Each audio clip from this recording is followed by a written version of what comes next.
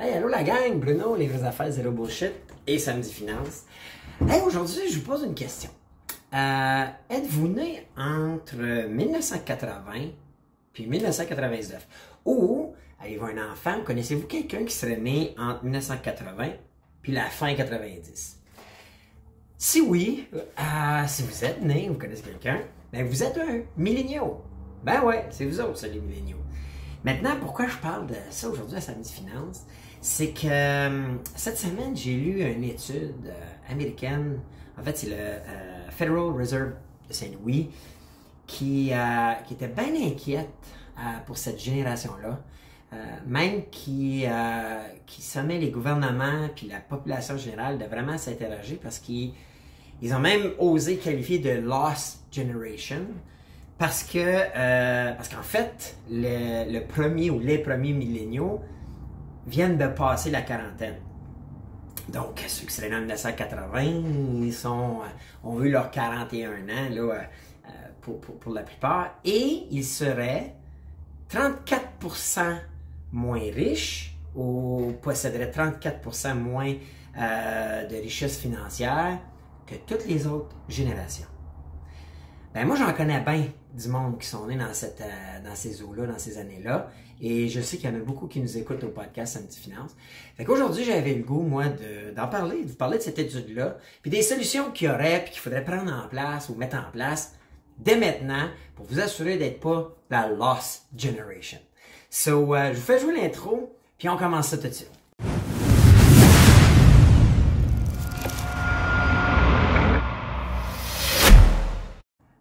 Donc, hello tout le monde! Ben oui, c'est moi, Bruno, pour les vraies affaires zéro bullshit avec le Samedi Finance. Bien content encore une fois d'être avec vous autres. Tout d'abord, je tiens à faire les petites annonces usuelles. Alors, si vous le pouvez, tout de suite là, aimez cette vidéo-là. Aimez. Puis je vous le dis là, dans cette vidéo-là, si vous connaissez quelqu'un qui est né entre 1980, puis en fait qui a entre 25 puis 40 ans, ou même entre 20 et 40 ans,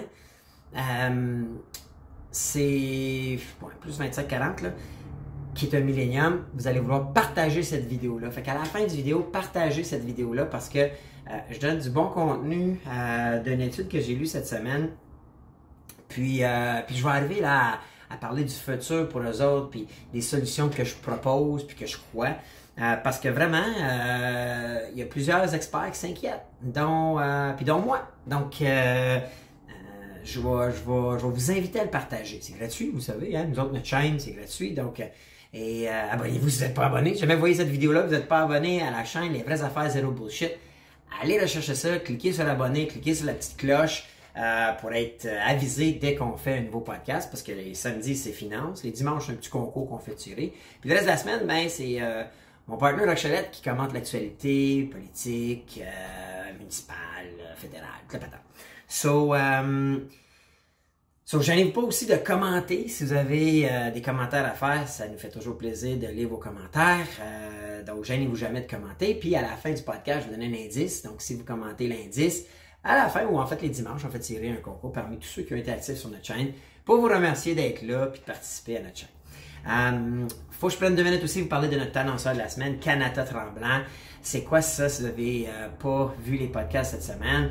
C'est un domaine à 20 minutes, Amherst, à 20 minutes de Tremblant. Écoute, c'est spectaculaire. Pour y avoir déjà été, avoir déjà loué des chalets là, puis même planifier investir là. C'est un domaine privé. La famille Boisvert de Trois-Rivières qui ont acheté ce beau grand domaine-là. Écoutez, c'est de toute beauté. C'est tous des chalets en bois rond pour la plupart.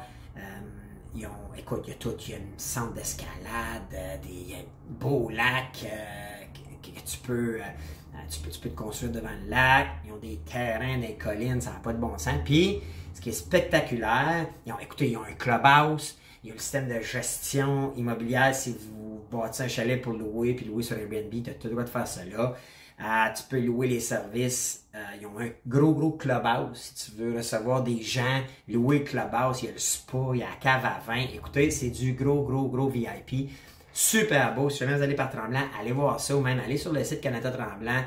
Allez voir qu'est-ce qu'il y a là. Puis si jamais vous avez un investissement immobilier à faire, je vous le dis, celui-là ne peut pas manquer votre coup. Ça vaut la peine de prendre rendez-vous, ça vous engage à rien d'autre qu'une visite. Puis, vous avez fait sur le domaine, là, puis tous les chemins sont blancs. Blancs comme le sable blanc Cancun. C'est spectaculaire. Ils ont un genre de mine un minéral là, qui eux autres brisent, puis ils ont tous fait leur chemin avec ça. Vraiment spectaculaire. Même si vous allez sur le site web, vous allez voir, c'est blanc comme la neige. Mais à longueur d'année, c'est pas salaud, ça salit pas les véhicules. En tout cas, une belle place. C'est extrêmement impressionnant. Allez-y, c'est notre annonceur de la semaine, puis on les remercie. Alors, c'est ça, cette semaine, j'ai lu une étude qui est une étude qui a été faite par la Federal Reserve de Saint-Louis. Puis en fait, l'introduction, c'est que les milléniaux, qu'on appelle en anglais les millennials, la génération Y en fait, là, on en a souvent parlé, c'est des jeunes technos, c'est des dynamiques, c'est du monde qui voit la vie un peu différent, c'est du monde qui sont bien à l'aise à faire des selfies. C'est les premiers à vraiment parler conciliation, travail, famille, qui veulent les horaires flexibles, qui partent avec l'optique qu'il n'y aura pas un emploi à vie, qu'il n'y aura pas de... qui ne cherchent pas à avoir des patrons, ils veulent des coachs, c'est des gens qui ont des idées, qui aiment participer, tout ça. Donc souvent, on était impressionnés par eux. Si on compare les baby boomers, mais c'était la gang, c'est après la guerre, là, comme 46 jusqu'à 64. Là, après ça, il y a eu la génération X, qui était de 65 à 1980. Moi, je suis dans celle-là, qui ressemblait peut-être un peu aux baby boomers. Puis t'as les milléniaux, qui sont nés entre 80 et fin 90. Souvent, c'est les baby boomers ou le début de la génération X qui sont les parents. So, le hic dans cette étude-là, c'est que cette étude-là flaguait là, un gros signal d'alerte parce qu'il disait que cette génération-là, par leur façon d'être, leur mode de vie, tout ça, se retrouve là dans la début quarantaine pour les premiers d'entre eux, avec 34% moins de richesse que toutes les générations précédentes. Ce qui pouvait assurément être un gros problème dans 20 ans, quand ils vont arriver dans leur mode de vie, retraite, c'était pour être, à ce jour, ils détectaient déjà que ça serait un problème. Alors, si vous avez, si vous êtes né en 1980, puis fin 90, là, 95, 98, ce podcast-là est pour vous. Si vous avez des enfants dans ces genres-là, faites-leur écouter ce podcast-là. Je résume un petit peu qu'est-ce qui serait la cause de tout ça, puis comment l'étude voyait ça. Il y a plusieurs raisons, c'est un gros document, fait que je vous résume un petit peu qui étaient les gros points. Le premier, c'est les parents. C'était les parents de cette génération-là qui, on a déjà entendu les enfants rois, puis tout ça, parce que ils disaient trop gâtés, puis tout ça, les parents seraient probablement la première source de problème. Parce que, contrairement peut-être aux baby boomers, qui ont dû travailler dur, qui ont travaillé fort, la génération X avant ça, puis que c'était le « hey, il faut avoir une job à vie, puis une bonne job à vie », idéalement avec un fonds de pension, et qui se faisait inculquer ça dès leur jeune âge. T'sais, moi, j'ai pas peur de le dire, là, mes parents, je pense ils ont eu la même job au gouvernement de leur vie à partir de 20 ans. Là, je veux dire, moi, je me suis lancé en affaires à partir de 20 ans, puis tout de suite, je pensais à argent, j'étais éduqué comme ça, hey, faut pas que tu manques d'argent, c'est important. Tandis que cette génération-là aurait été un peu guidée par leurs parents d'une façon un peu différente. OK? Souvent, écoutez, moi je sais, souvent mon père me contait, puis il écoute, c'est sûr. Mon père il disait toujours, moi puis mes frères, on s'est tout le temps partagé le linge. Si tu jouais au hockey, le plus vieux, il avait un patin, des fois usagé, puis là c'était remis aux plus jeunes, pour plus jeunes, pour plus jeunes, pour plus jeunes. Moi j'ai joué au hockey, dans mon jeune âge, avec des patins usagés tout le temps.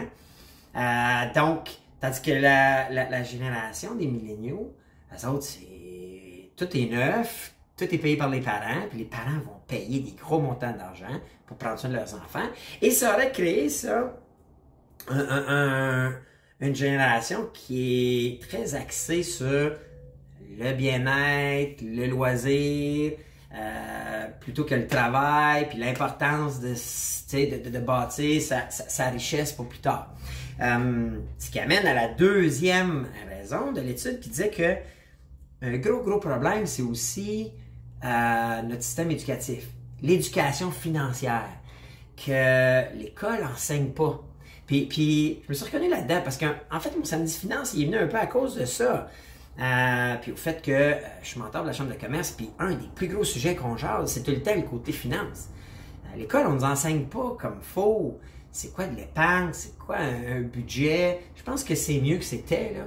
Mais on parle pas de placement, de cash flow, d'investissement. On dépense. En fait, cette génération-là, dans l'étude, disent qu'ils dépensent sans compter. Pour eux autres, acheter un café Starbucks à 5$, c'est pas grave, ça fait partie de la game.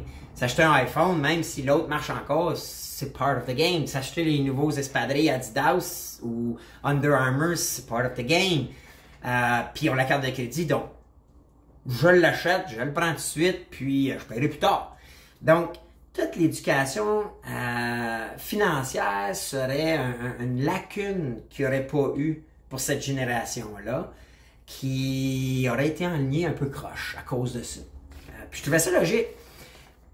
En restant dans l'école, ça serait aussi une cause que l'évolution, la technologie, puis le fait que les emplois requièrent maintenant des bacs, des maîtrises, des doctorats, donc beaucoup plus d'années à l'école. Puis que bien que nous, ici, au Québec, on est chanceux, l'étude était américaine, naturellement, mais aux États-Unis, les gens s'endettent beaucoup pour aller à l'école, pour avoir un métier. Donc, tu passes des années à l'école, là, tu as un auto, tu as le parking, souvent, ben, c'est des gens qui sont en logement, s'ils sont dans des régions autres que d'où ils viennent. Et ça crée des dettes d'études. Puis vous en avez peut-être si vous êtes un millénial ou vous avez des enfants milléniaux, ils en ont peut-être. Et même les gouvernements n'enseignent pas à payer vite ta dette parce qu'il n'y a presque pas de taux d'intérêt. Donc ils disent paye ça longtemps, tu as un paiement par mois, puis écoute, on ne peut pas rajouter un intérêt dessus. C'est bien beau, sauf que tu es endetté puis tu n'as pas le réflexe de le payer rapidement. So, tu as toujours cette charge-là financière qui tient pendant plusieurs années. Puis j'en connais des gens, là, des gens qui fondent des familles, qui ont des enfants, des maisons, des autos, qui ont encore une dette d'école. C'est un paiement, ça.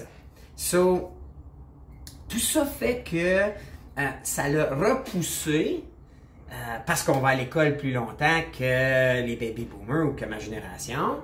Nous, on était le début, là, quand même. Mais les baby boomers, là, dès que ça sortait du secondaire, ils disaient « Hey, ma 12e année. » Rappelez-vous, là, si vous êtes un baby boomer, ma 12e année, t'avais un job, tu vas faire toute ta vie, puis vivre, bâtir une vie. Tu sortais à quoi, à 18 ans, t'avais ta job. À 20 ans, t'avais souvent rencontré ton mari, ta femme, puis tu fondais ta famille. À 20 ans, puis là, ben, tu regardais, puis t'achetais une maison, puis tu bâtissais. Et là, tu te retrouvais à 40 ans, 20 ans plus tard, souvent, les enfants assez grands, la maison presque payée, puis là, tu pouvais commencer à dire, OK, qu'est-ce qu'on fait là avec les entrées d'argent? Et là, tu peux bâtir dans ta vie active ta richesse, hein? Ton actif financier. Cette génération-là, là qui sont les premiers milléniaux viennent de frapper à quarantaine, elles sont pas là. Souvent, il y en a qui viennent de débuter leur famille, viennent d'acheter leur première maison, et c'est ce qui fait qu'ils sont 34% moins riches que les générations d'avant. Et l'étude dit que c'est un problème, ça. C'est un problème en ce moment.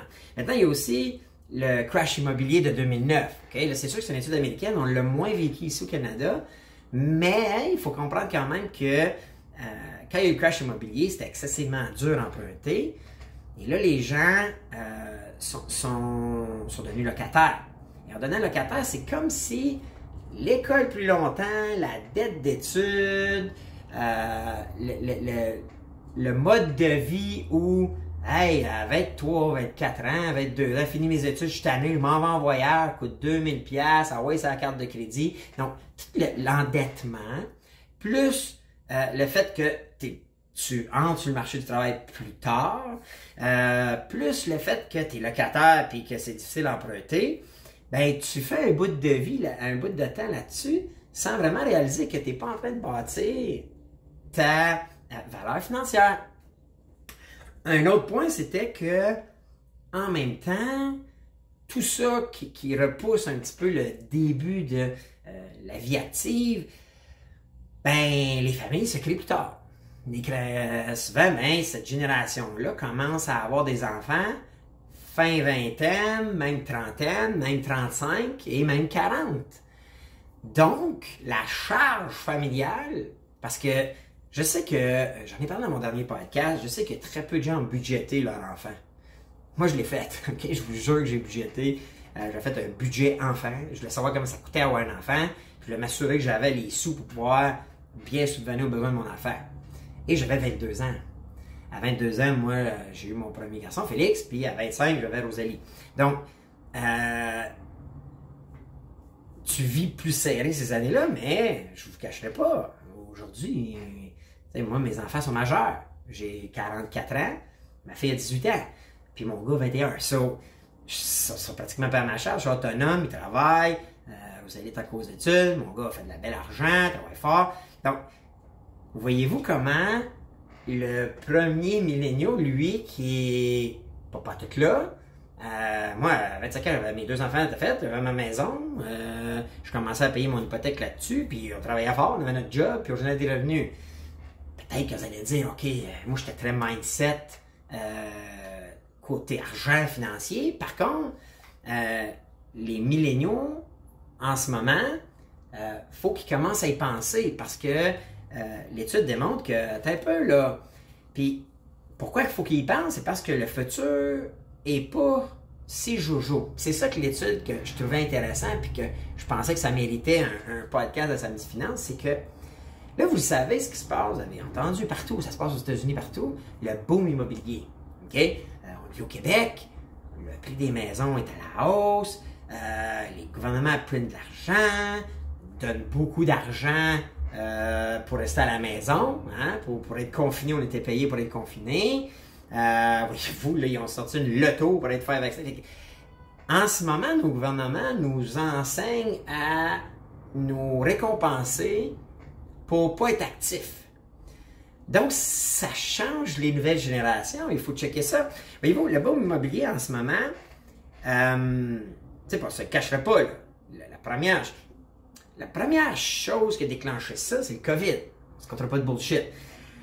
Et là, pensez-y, là, il y a 90% de l'immobilier en ce moment, en Amérique, qui est possédé par les baby boomers puis la génération X. 90%. La génération Y, nos milléniaux, possède moins de 10%. Pourtant, entre 25 et 40, tu es actif, là, tu devrais en théorie être là. Ils possèdent moins de 10% selon l'étude. Et là, ce qui se passe, c'est que depuis des générations, la manière ça marchait, l'évolution, c'est que là, tu arrivais 20 ans, tu devenais dans ta vie active. Hein? Souvent, là, on retourne à nos baby boomers, à nos parents, à mes parents. La génération de mes parents. À 20 ans, fondaient une famille, achetaient une maison, s'occupaient des petits. À 40, Caroline, les enfants, c'est la génération X, on va aller par vingtaine, là. La génération X, qui, elle, en théorie, achetait une maison, à 20 ans, même affaire, ou 25, puis... Mais à un moment donné, les baby boomers, ou les parents de mes grands-parents, moi, avec les parents de mes parents, eux autres, un jour, vendaient leur maison puis s'en allaient dans des centres pour personnes âgées, right? Ou dans des unités où est-ce que les personnes se rassemblent là. Là, à cause de la COVID, puis tout ce qui s'est passé, ça s'est passé aussi aux États-Unis, mais là, les baby boomers passent pas la POC comme leurs parents ont fait à la génération de leurs enfants. So, ça ne tente pas tout de suite d'aller dans ici au Québec, qu'on appelle les CHSLD, les résidences. Puis c'est blâmé, vous pouvez blâmer. Mais ça fait qu'ils gardent leur maison. Puis là, à cause du télétravail, puis qu'on ne peut plus voyager, les baby boomers, ça on pourrait dire, font moins la passation du marché immobilier, des unités immobilières. Puis là, vous allez voir là, pourquoi je dis ça. Là. Parce que là, en ce moment, ce qui se passe, c'est que la construction n'a jamais suivi l'évolution des familles. Vous allez comprendre. aujourd'hui, la population continue d'augmenter. Au Québec, Canada, là, on vit plus vieux, donc on meurt plus vieux, donc, mais la population mondiale augmente toujours. Les gens se séparent ou les gens vivent seuls, puis sont à l'aise seuls, contrairement à la génération avant les baby boomers, puis les baby boomers, c'était souvent des familles. Hein, je veux dire, avant les baby boomers, c'était nos grands-parents, écoute, ça peut être une ferme, puis il était 12, là, ça la ferme, tu sais, ou même, moi, là, la famille à mon père était 8 enfants, puis c'est donc 10 d'une maison. Aujourd'hui, 10 d'une maison, ça n'existe plus, là.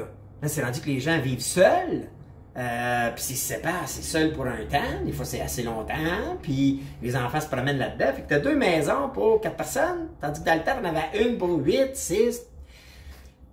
Donc la population augmente, les gens, il y a encore de moins, je lisais l'étude, il disait qu'il y avait moins de 2,4 personnes par maison, par unité, tandis que dans le passé, là, ça dépend des années, là, mais c'était plus du 4,3, puis après ça du 3,4, quelque chose de même. So, comprenez-vous que on a toujours besoin de plus d'unités immobilières et la construction n'arrive pas à suivre le beat. Donc, en ce moment, il se construit 6 maisons pour 10 nouvelles cellules familiales qui se génèrent. So, on est tout le temps en moins. Fait qu'on n'arrive pas. Puis là, ben, ce qui dit là-dedans pour le futur des milléniaux, puis ce qui inquiète l'étude, que je trouve intelligent, c'est qu'il y a aussi là le fait que on n'arrive pas à construire, puis là, l'inflation, tout coûte plus cher, les matériaux, la COVID est l'événement déclencheur en 2020. Mais là, la COVID, confinement, moins de main-d'œuvre, donc moins de main-d'œuvre, les usines roulent moins, parce que les usines roulent moins, puis que les gens ne veulent plus, les baby boomers, puis la génération X, ils veulent plus vendre leur maison. Ils disent, je n'irai pas tout de suite, moi, en résidence ou en condo. Non, je garde ma maison, m'a rénové, investissent là-dedans. Donc, la demande est plus forte, mais pas capable de produire autant, donc l'inflation coûte tout plus cher.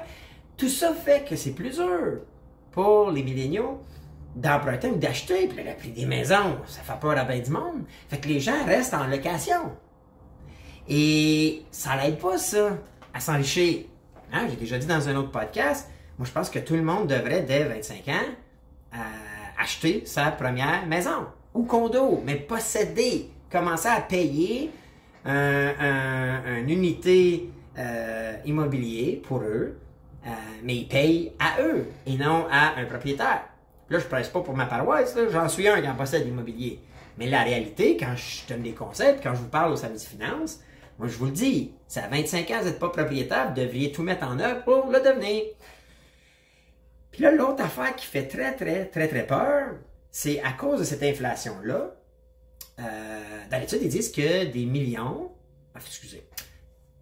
maisons pourraient coûter des millions dans des grands centres. Exemple, ils parlent qu'aux États-Unis, la maison moyenne, dans 50 ans, pourrait coûter 10 millions. Ow! Puis qui pourrait acheter ça? C'est l'autre point de l'étude qui dit que le futur n'est pas rose-rose pour cette génération-là qui est en retard de 34%. C'est qu'en ce moment, aux États-Unis, Canada n'est pas encore tout à fait là, mais les banques, puis les ETF, les fonds, achètent du real estate, achètent des maisons. So, ils achètent la maison et ils en font des locataires.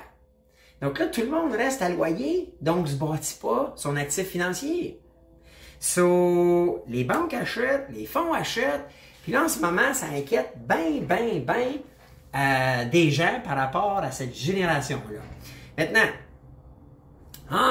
Lisa, tout ça, puis Colin, j'étais comme maudit que c'est logique, ça, là, puis c'est inquiétant.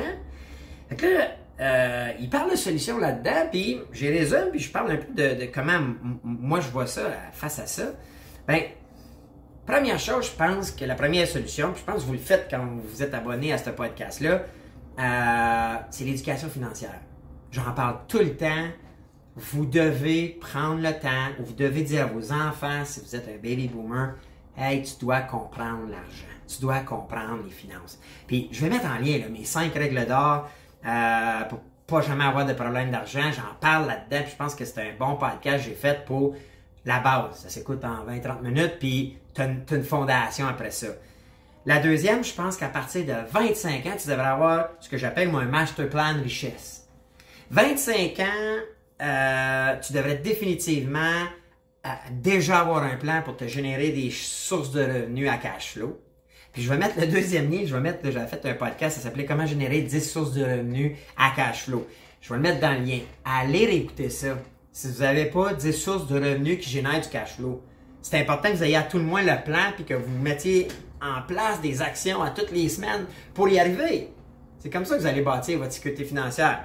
Ensuite, sincèrement, vous devriez tous avoir comme objectif de ne plus être à loyer après 25 ans. Sincèrement, si vous êtes passé ça, vous n'êtes pas là, correct, mais si vous allez écouter mes podcasts, en moins de 2 ans, je pense que vous pouvez facilement. Moi, je vous dis, là, j'ai des mentorés que, quand je les ai rencontrés, il y avait des dettes sur cartes de crédit, il n'y avait pas d'argent devant eux, ils étaient à loyer, puis je vous jure, dans 2 ans, en faisant attention aux dépenses, en faisant des économies, en travaillant tous les jours à bien budgéter leurs revenus versus leurs dépenses, puis mettre de côté, ils ont réussi à ramasser la somme, puis aujourd'hui, ils sont propriétaires. Puis je vous le dis, là, j'ai aucun de ces gens-là qui est malheureux, là. J'ai aucun de ces mentorés-là qui est plus malheureux que dans le temps qu'il était locataire. Au contraire, même. Donc, moi, je pense que dès 25 ans, vous devriez être propriétaire ou à tout le moins avoir le plan pour le devenir. Puis la troisième solution, sérieusement, là, ce que je vois, mais là, pensez pas que les États, c'est... Oh, ça se passe qu'aux États. Bullshit. Ils sont juste 5 à 8 ans avant nous autres. Mais si aux États, en ce moment, les banques achètent de l'immobilier, ça va venir au Canada. Puis ça, moi, sincèrement, puis là, je vous le dis, je prêche contre ma paroisse. Honnêtement, les banques ne devraient pas avoir le droit d'acheter de l'immobilier. En fait, tout le système de location, de loyer pour ta maison principale, ta résidence principale, ça a été pensé pour les riches. Hey, puis j'ai pas peur, moi, de te parler. Tous les samedis, je vous parle de on devrait tous toujours travailler, être plus riche, puis avoir la liberté financière. Mais sincèrement, il y a d'autres véhicules pour générer du cash flow. J'en ai parlé souvent, allez écouter mes podcasts. Mais ta maison principale elle devrait t'appartenir. Je crois sincèrement que ta maison principale devrait t'appartenir. Et ça appauvrit, ça distance nos classes économiques. Ça va faire que l'élite va venir encore plus riche, puis les gens ordinaires vont devenir encore plus pauvres. Puis, il y a plein d'exemples, là. Regardez les monopoles là, aux États-Unis. Tu sais, on se cachera pas, là. Jeff Bezos, il a un monopole complet sur le retail. Les gars de Google, ils ont un monopole complet sur le web. Les Zuckerberg ont un monopole complet sur les réseaux sociaux. Écoute, on est en train de créer des gros, très riches, puis d'appauvrir la classe moyenne. Et nous, en tout cas, ici à Samedi Finance, on va trop bien s'échanger à chaque semaine pour essayer d'être dans les plus riches que les plus pauvres. Right? Je pense pas qu'un jour je peux espérer devenir Jeff Bezos, puis je refuserais pas ça, mais je pense qu'on peut se bâtir certaines valeurs financières pour à tout le moins être quoi? Être libre de choisir. Vous savez, pour moi, l'argent, c'est la liberté. OK? Donc, puis, je pense vraiment que, tu sais, puis là, je pousse, là, mais, tu sais, si on voulait vraiment pousser les règles de l'immobilier, tu devrais même pas avoir le droit d'avoir 2 maisons. Tu sais, on sait en ce moment qu'il n'y a même pas assez de maisons pour le nombre de cellules familiales. Donc, en théorie, c'est pas normal qu'un gars comme Bruno Desormeaux ait plusieurs unités puis que je charge un loyer puis que je fasse un cash flow positif sur ces gens-là chaque mois puis qu'en plus, la propriété prend de la valeur qu'eux autres occupent et payent. C'est part of the game, OK? Hey, moi, là, je suis le premier à investir dans l'immobilier. Puis je vais continuer à le faire. Puis je suis pas le gouvernement. Je pense à moi, puis à Samedi Finance, je vous dis toujours, faut penser à nous, c'est pas le gouvernement. Mais si j'étais au pouvoir, si vraiment j'étais un gouvernement, je dirais la première maison, il faut qu'il y ait des règles, puis il faut que tout le monde... En tout cas, j'essaierais de convaincre les gens, comme j'essaie de vous convaincre, puis de convaincre tous les abonnés de Les Vraies Affaires Zéro Bullshit, puis ceux qui écoutent le Samedi Finance, visez à être propriétaire de votre résidence personnelle. À tout le moins la première. Hein? Pour moi, c'est essentiel. OK? Ensuite, puis là, il y avait plein de trucs. Là. Tu pourrais dire, pas le droit d'avoir 2 maisons, mais taxe excessive sur la deuxième maison, comme tu charges une taxe municipale de 250%. Tu crées des zones résidentielles uniquement à propriétaire unique. OK? Tu pourrais même créer un OSBL. En tout cas, il y aurait plein de solutions. C'est un peu farfelu, là. Mais un jour, si on veut arriver à pas avoir une lost generation où ce beau monde-là se retrouve à 60, 65 ans, plus de sources de revenus, je sais qu'il y en a, moi j'en connais, là. Ils n'en ont pas de fonds de pension. Là, ils pensent pas, ils se cassent pas la tête avec ça. Mais ils approchent la quarantaine, ils sont dans cette génération-là. Ils ont plus de dettes. En fait, ils ont pas d'argent devant eux, ils ont des dettes. Puis ils font juste faire fi du problème ou faire fi de juste y penser. On verra rendu là. Mais quand on va arriver là, dans 20 ans, on pense que c'est loin, mais ça va vite, là. So, je pense que faut y penser tout de suite.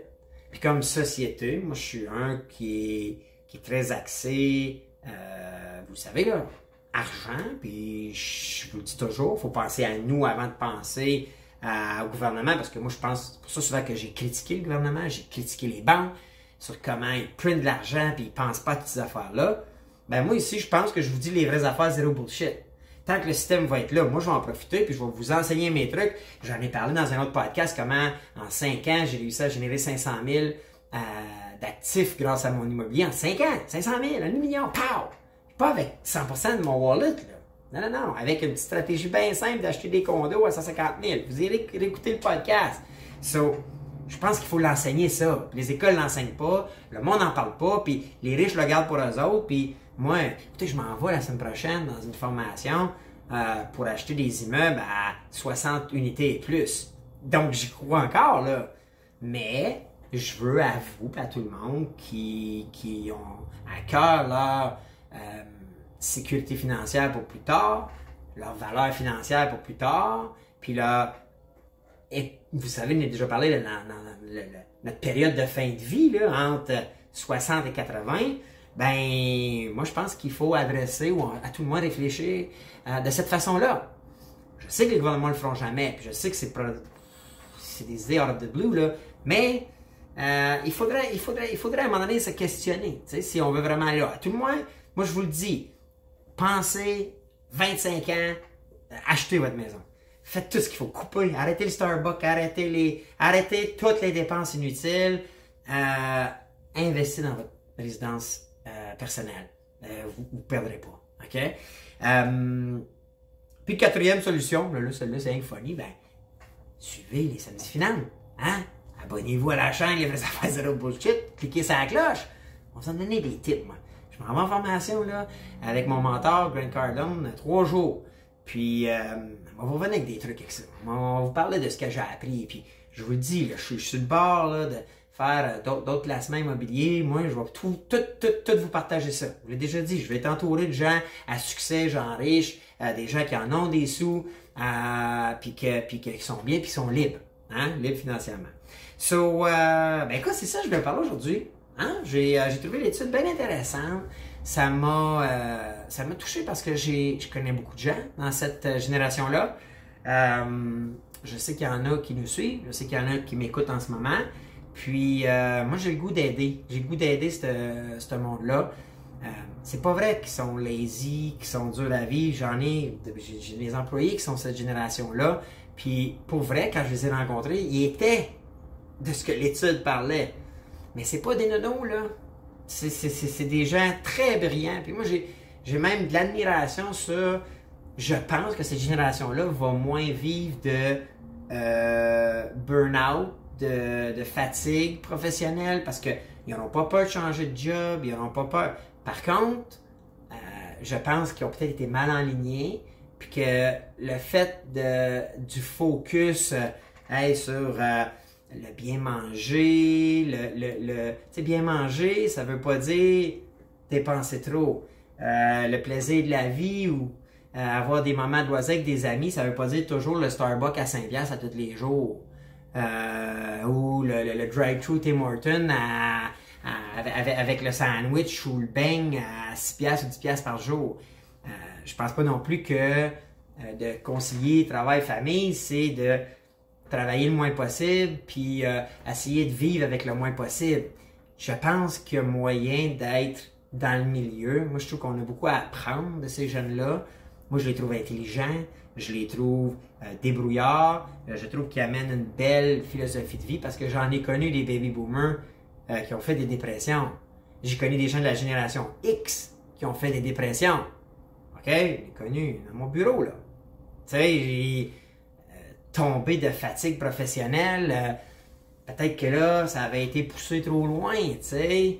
J'ai des gens qui ont fait ça dans mon entourage, des amis, parce qu'ils se mettaient trop de pression ou avaient perdu le focus. Tandis que je pense que c'est, en tout cas, l'étude, ce qu'elle dit dans cette génération-là, c'est que ils sont plus à l'écoute, à tout le moins, de l'équilibre, de leur bonheur, mais il ne faut pas que ça soit au détriment que dans 20 ans, ou quand va arriver l'étape de la fin de vie, quand les bien crèvent de faim, là. Puis que là, ils deviennent un boulet pour la société. Parce que l'étude a dit, là, il qualifie ça de lost generation. So, on veut pas ça. On veut pas ça. En tout cas, moi, je veux pas ça. On veut pas que notre société ait toute une génération de plus ou moins 20 ans qui ont mis les flûtes tout croche, puis que Carolyn se retrouve à 60, puis qu'ils n'ont aucun actif, ils n'ont aucune source de revenus à cash flow, ils n'ont pas de sous, ça n'a pas de bon sens. Donc, je trouvais ça comme quand même assez alarmant, fait que ça me tentait de vous en parler. So, j'espère que vous avez apprécié. Hey, commentez si jamais vous êtes dans cette génération-là, si ça vous ouvre ça sonne des cloches, ou si vous avez appliqué certains trucs, ou si vous êtes pas dans le 34% de moins. Puis comment ils évaluent le 34%, là, je fais un petit aparté, là, mais c'était que parce que les baby boomers et la génération X avaient débuté leur vie active beaucoup plus vite en achetant, puis créant les familles plus tôt, puis vivant un petit peu plus de monde ensemble, ça faisait qu'à 40 ans, il y avait une valeur de mémoire, là, c'était quelque chose comme les chiffres c'était 112 000, give and take, puis que là, les milléniaux, c'est 34% moins que ça, 70 000 ou whatever, comment. So, c'est intéressant, puis en même temps, je pense que c'est un son de cloche qu'il faut écouter, il faut considérer. Puis ben, aujourd'hui, je pense que je vous ai résumé ça correct, puis une couple de bons petits trucs. So, ça fait le tour. Je termine avec l'indice, puis on va utiliser milléniaux. Ou si vous voulez génération Y. Mettez ça dans les commentaires. Partagez-moi aussi comment vous voyez ça. Si ça vous allume, si ça vous sonne des cloches. Si vous avez partagé ou vous allez partager, j'aimerais ça. Partagez au moins à un milléniaux que vous connaissez. Il y en a là, du monde là, qui ont entre 1980 et 1980, mettons, fin 90, là, c'est entre 21 et 40. Là. Donc, n'importe qui est entre 22, ouais, plus ou moins 22, mettons 20 et 40, partagez-le, ce podcast-là. Puis, écoute, ça va sûrement leur servir. Ou en tout cas, à tout le monde, ça des cloches pour ceux qui font peut-être partie de l'étude en question. So, ben regarde, ça fait le tour. So, j'espère que ça n'a pas trop long, 38 minutes. Ouais. Écoute, j'espère que c'est intéressant. Puis si jamais c'est pas intéressant, ben, écrivez-moi des idées pour être plus intéressant. Puis j'essaierai bien de faire plus intéressant. Sinon, ben, je vous dis, je vous parle demain pour le tirage, comme à tous les dimanches. Puis, ben, je vous dis merci encore d'être là. Merci d'être à l'écoute. J'apprécie. Puis, ben, on se parle demain pour un autre podcast. C'est plus à faire. Zéro bullshit. Hey, ciao les gars.